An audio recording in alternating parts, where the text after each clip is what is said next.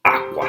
Acqua a destra, a sinistra, in alto, in basso, ovunque acqua. Incredibile a dirsi, ma Milano era proprio così.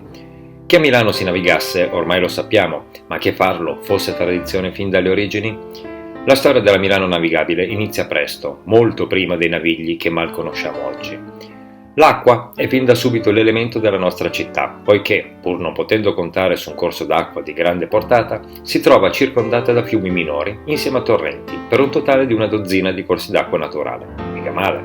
E chi altri, se non i romani, potevano mettere in opera un sistema idrico razionale?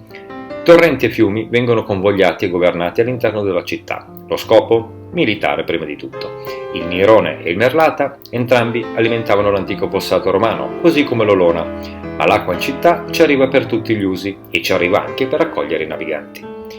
Già in epoca romana, Milano poteva contare su di un enorme porto, situato nell'area dove oggi ha sede l'Università Statale, al quale ci si arriva tramite canali navigabili artificiali. Milano è già una città d'acqua. Dal porto avremmo forse proseguito verso sud fino a Piazza Vetra, accarezzato il monumentale anfiteatro e ricevuto una spinta dalle acque dell'Olona per allontanarci dalla città lungo la Vettabbia.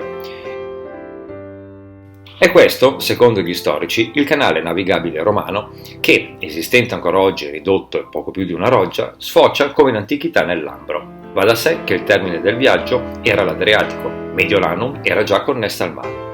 Una curiosità: il porto romano nel I secolo viene completamente devastato, indovinate un po', da una piena del Seveso.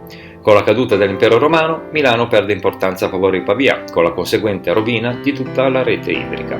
La città arriva alle soglie dell'anno 1000 circondata da boscaglia e paludi. Dovremmo aspettare la buona volontà di 2 monasteri perché Milano possa riprendere il largo.